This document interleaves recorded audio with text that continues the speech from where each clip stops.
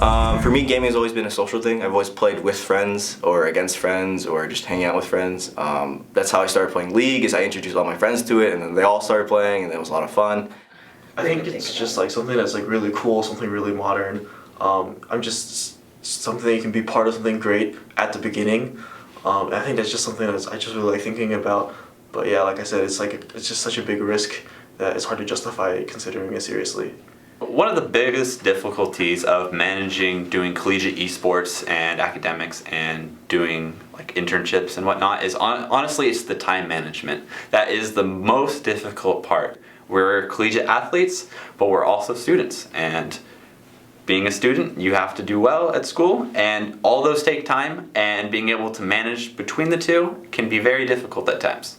You also have to commit a lot of hours, different than as a full-time student versus a pro team where you have to live in a gaming house and basically live, breathe the game you play for at least 20 hours a day.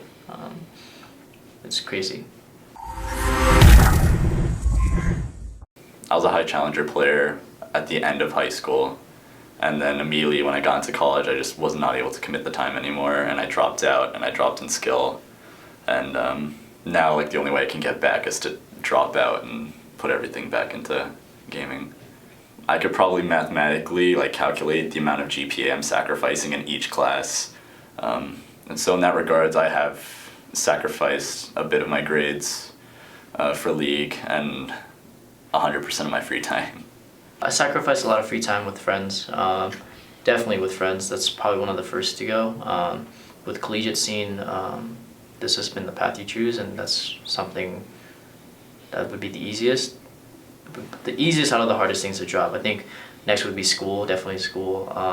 I can't really calculate how much GPA I lose per hour I spend on League, but it's definitely been a pretty big reflection. A lot of free time, as with any sacrifice. I think a lot of like personal happiness. Like it would have been easier if I had just done something like watch TV, or instead of studying hard or working hard with a team or playing my own games or something like that. So I think the hardest part to being a manager for a team is making sure that everybody is keeping strong and not feeling bad about themselves, and it's kind of, I like to think, the manager's responsibility to make sure that people aren't doing that and that they understand that, hey, we're here to get better. Sometimes it's not going to go our way, and don't take it personally. You have to keep strong. I mean, it's a lot of like really bad nights of just like grinding out homework and doing stuff you just really don't understand so that you can get to scrims and get to practice. Because, I mean, our team's like a family, and I don't want to let them down, and I know they wouldn't do the same for me.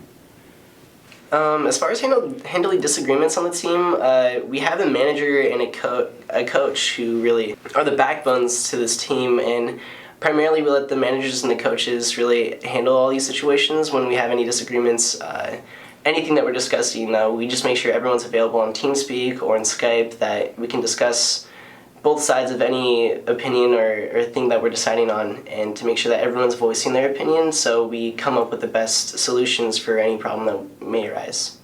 We don't usually have that many disagreements, but usually every time when something like serious that has to be brought up, we try to make it clear, open, transparent, like open discussion. As far as I remember last year when I was playing the AD carry role, and I felt like a lot was on my shoulders, but now I play support on the team, and I really don't feel nervous anymore. I know that it's mostly my team that needs to back me up to potentially win this game. Yeah, so he always gets caught, so I always play Kalista and stay in range, so whenever he gets caught, I just ult him back.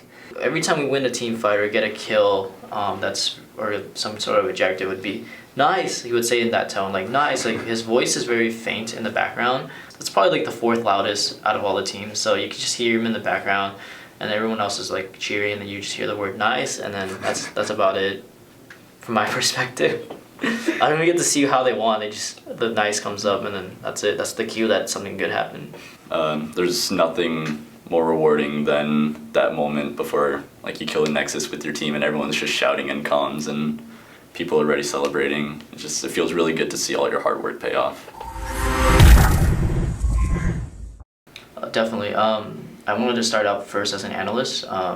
I think that's a big first step between coaching a university team and an actual pro team, because there's a different process and the way teams work. If there was an offer standing, I would take it. I mean, absolutely.